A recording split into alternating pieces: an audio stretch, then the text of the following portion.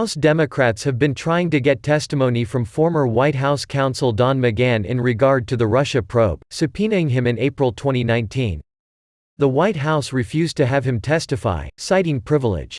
Despite the Russia collusion theory being debunked by the Mueller report and McGahn talking at length to Mueller, thereby indicating there was nothing there, they continued to try to have him testify, showing that it was all about a fishing expedition against the president to see what they could find.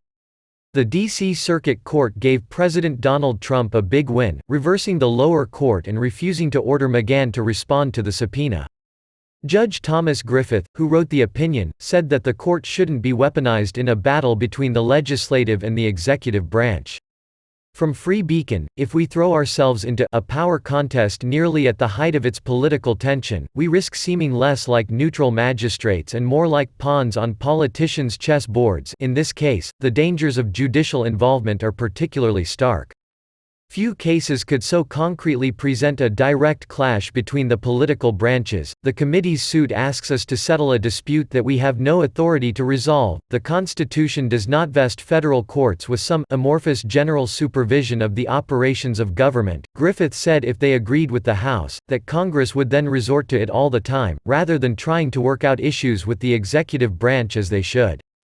Griffith also said that the House Democrats undermined their own arguments. For example, Griffith noted that House Democrats cited the administration's litigating position in the McGahn case in support of the second article of impeachment, obstruction of Congress.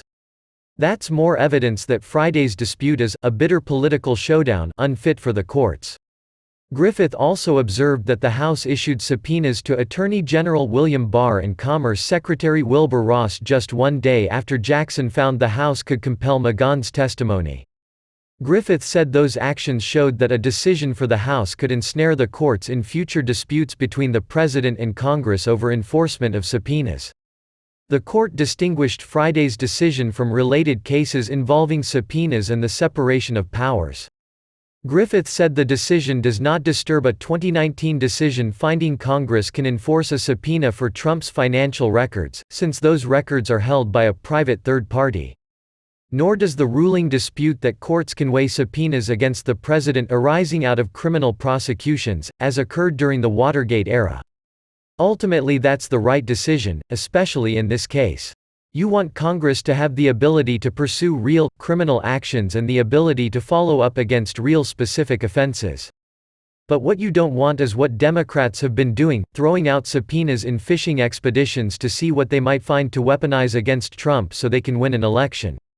And what you don't want is to suggest that resorting to your rights is somehow obstruction, as they did during impeachment.